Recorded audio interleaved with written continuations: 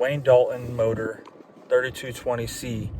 Why not just change out the whole motor and put in a new one? We do have people who are pretty content with what they have in their house and they don't want it changed. There are people who like the old products they have.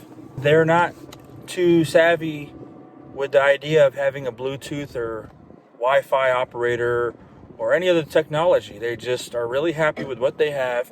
They want nothing else. They just want it working. That's it. So that's why I did not replace the motor. The customer did not want to go the avenue of replacing the motor. I hope you guys like this video. Share, like, and subscribe to my channel. And I'll see you on the next one.